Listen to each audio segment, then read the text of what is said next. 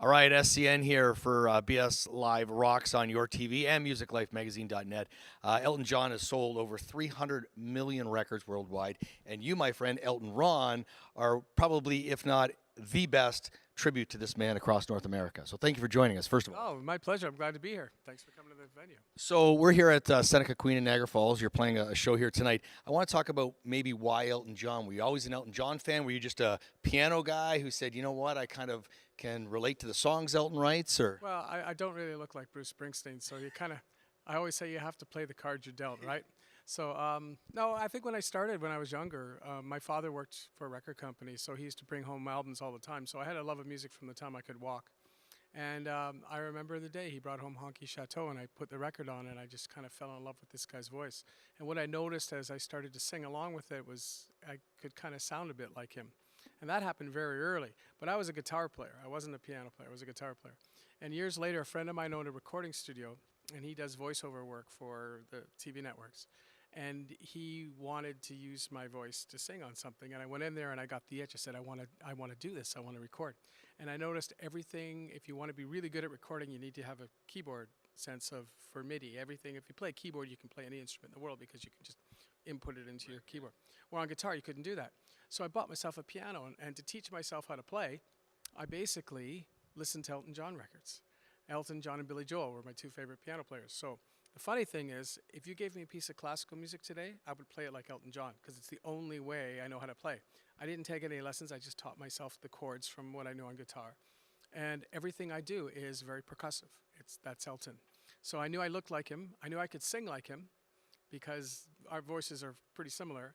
And once I got the piano down, that's a trifecta. If you can do those three, you're kind of away to the races. So it just, I never really thought I would ever be an Elton John performer, but it just kind of happened. do you have a favorite era? I mean, he started in the 60s. He was big in the 70s, really big in the 80s and the costumes and all that. But what's your favorite era of Elton John? His biggest era was the 70s. He had 6 records in a row that went to #1.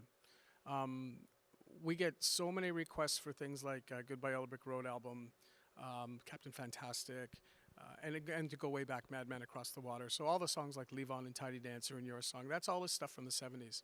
That's when he made his mark. He was the #1 artist in the world in the 70s, solo artist. He also had the #1 costumes in the world. So I see from your videos on YouTube, you wear the Dodger Stadium outfit that he wore there, but there's some crazy ones like the duck and a bunch of different ones. Like, how many do you have, and do you collect them, and where do you get them? I don't have a duck costume. Everyone asks me that, and no, I don't have a duck costume. I'll tell you, one of my favorite costumes, I have a couple of seamstresses, a couple of girls that I know that are here in Ontario.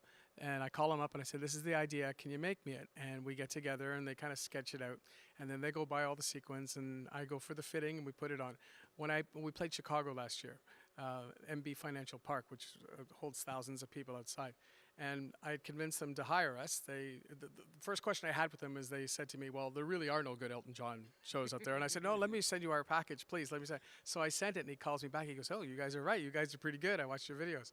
So he booked us. So to do something special, I had the Chicago Cubs outfit done in sequins, which was really special because they just won the World Series. Oh, wow. So when I came out to Bitches Back, the place went nuts. And afterwards, there was about 200 people in line to get a picture with the sequin Cubs outfit. I got marriage proposals, women wanting to borrow my costume to wear to a Chicago Cubs game. That's probably my favorite costume, but I've got lots of them, different colors. Tonight I'll probably wear 2 or 3. It's fun to be part. If you're going to be Elton from the 70s, you kind of have to do it. I know that there's some bands out there that don't do costumes and they just play, and they play like the note for note thing. For me, what I try to do is the Elton John experience. So when you see me play at the piano, when you see our band play, I encourage them to play it the way Elton's band would play it. So I want my Davy Johnson to play the way Davy would play, not necessarily note for note. I can play note for note Elton if I had to. I would rather play it like Elton. So I'll wear a costume just to help get the audience into the feel of it. It just adds to the dynamic of what they're seeing. When I come out sometimes without even playing a note, I've received standing ovations just because of my outfit. It's like crazy. How often do you change the set list? Like, you play one long set, do you? Or yeah? Every show we change. Like, for instance, tonight I think we have 15 requests for songs. So we're doing 2 or 3 songs tonight that we haven't played in 4 years. And I'll just email the guys and say, hey, guys, we got a request for the song. I get everyone to learn it on their own. we come into sound check and we'll do one or two songs in sound check that we haven't played in a while. And then we have the staples. Everybody wants to hear your song. Everybody wants to hear Crocodile Rock. Everybody wants to hear Benny and the Jets. But I'm talking like we'll get songs like off of Mad Men Across the Water, or we'll do Leave On Tiny Dancer.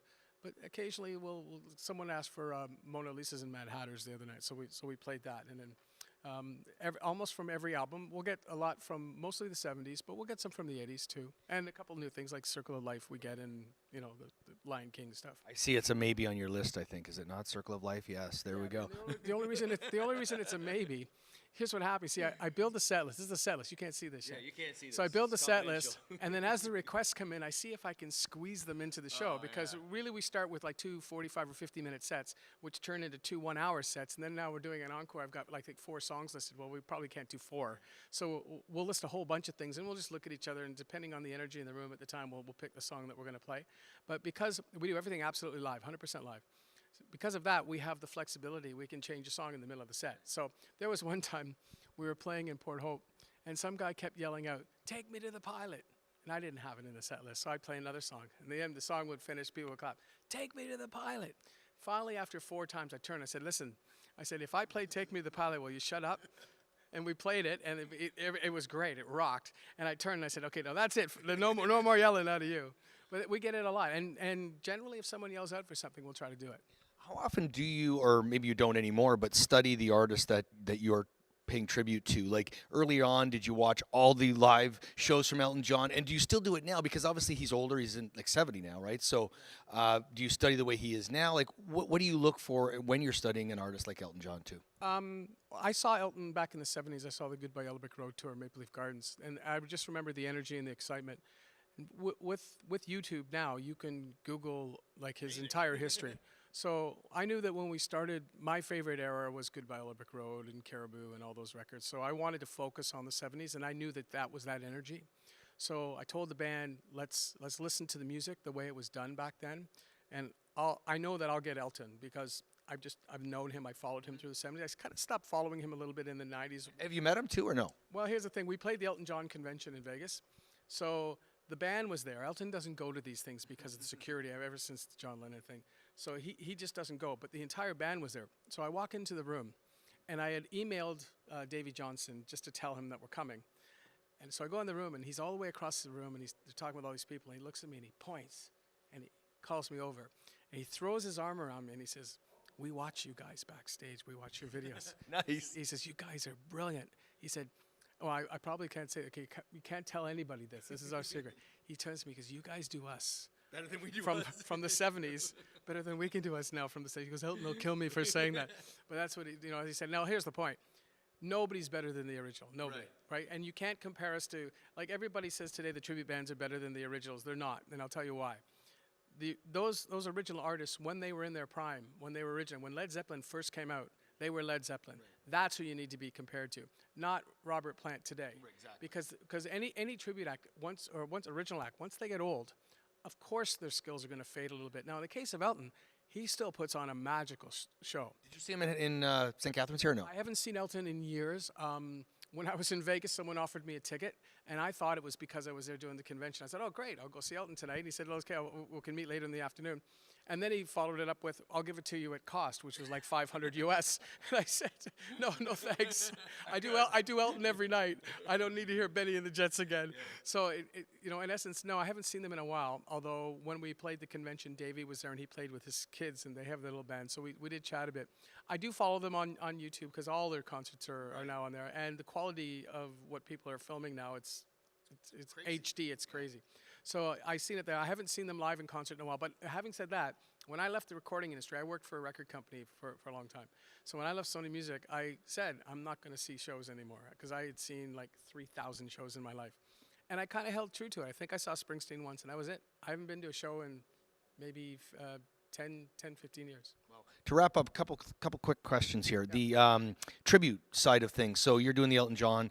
We see there's one for Bruce Springsteen. There's one for Bon Jovi. How come they are so big? Over the past decade, they're popping up everywhere, and they're filling theaters, like everywhere. I think you should probably ask the audiences that. I mean, I was a little bit surprised when we first started. I thought, we're going to do this for fun. My brother at the time was a big executive at Can West, and before that he was our president at Sony Music.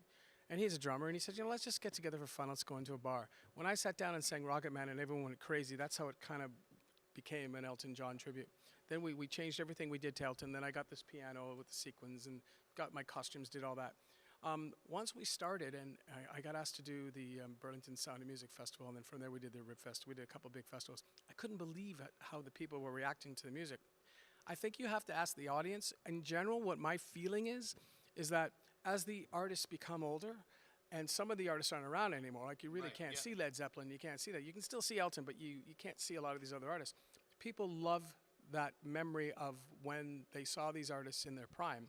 And a lot of the tributes can bring you back to that time, if it's done well. There's a lot of tributes out there that are okay, but don't quite nail it. And I still encourage them to do it because it's all fun to do and people will still love it. But the people that do it really well can really take you back to the time. And you see a really good Aerosmith tribute or Led Zeppelin tribute, they can make you feel like you're seeing Zeppelin from the 70s. Yeah. And I think that's kind of the magic. And that's what happens at our shows. People come to our shows, and this happens all the time. A lot of times the guys will say, I wasn't really into coming. My girlfriend wanted to come see you. She likes Elton John. They come, and the guy will say to me, oh, my God, because I loved you guys. Yeah. You guys were great. So I think we surprise a lot of people because we actually can do it pretty close. We can do it like old Elton. So I think that's what it is. I think people like to live that past. Throw this one at you. If it wasn't Elton John and you were on stage playing and doing a tribute to somebody, who would it be? Well, when we first started, I had a band before this, was Ronnie and the Jets, and we played Paul McCartney, a lot of Paul McCartney Wings and Beatles. I love the Beatles. We played... I can see that, see? Yeah. we did this. This is what one of my costume designers did. It cost me a fortune. I like the Beatles. We did a big Supertramp medley. I used to love it. Basically, music from the 70s and 80s, when it's done well, I like it. When I can hear any, like if it's Prince, Purple Rain, or if it's George Michael, Faith, when you hear those classic albums, there's a reason why they're classics. The music is so good. So I could almost see myself playing any song on stage. So a lot of times, the band will break into different songs. In Soundcheck, we've done everything from Purple Rain to, we do everything in Soundcheck. Yeah, our Soundchecks are crazy. Because someone will start playing. You're getting sick of Elton, you play something else. I mean, how many times do you play Benny and the Jets, right? So we'll pick a song, and we'll start breaking into it. One of the guys will just start strumming the chords, and everyone will pick up the key, and we'll play the whole song. We've done Billy Joel songs. We've done everything. And I think that's what it is. I mean, as musicians, you should play a lot of music. You should play a lot of different types of music because it just makes you a better musician. I mean, I can play Tiny Dancer a million times, but it's only if I go and I play Miami 2017 do I start to play different stuff in different ways. And it helps you expand your knowledge of music all the time as a musician playing. You would know that as a drummer. I'm excited to see the show tonight, and just so you know, you can go to YouTube and put Elton Rohn in there. And you actually had a video I watched today, which has a lot of your dates up until like May or June of next year. We just announced a lot of shows. We have, I think we're going to end up having 40 to 50 shows next year. I think I announced the first 26 online. If you just go to our fan page on Facebook, Elton Rohn fan page, or YouTube, just Google Elton Rohn 2018, you'll see all the cities that we're coming to. And I hope to see everybody there. We're selling lots of tickets. We've already sold out New Year's. Where's it New Year's again? We're in Port Hope. We're doing 2 shows there. We added a second show. Is there 2 New Year's this year? Is that why? We're gonna do New Year's. I've got to figure out how to do New Year's at 4 o'clock in the afternoon. I usually don't get up till 4 o'clock in the afternoon. Now I got to do a New Year's. So yeah, we're doing one at 4 and one at 8. We're going to Kirkland Lake for the first time, and they just called me the other day. That's not till May, and they're sold out already. So there's a lot of places that I don't know if the energy's there, or maybe they're hearing about us, or they're aching for these types of shows. But I'm finding we're selling lots of tickets everywhere we go, and it's all a good thing. And the bigger the crowd, the better we react to it. Absolutely. Elton Rohn, make sure you check him out. Thank you. Don't let the sun go down on me. Don't let the sun. I search myself.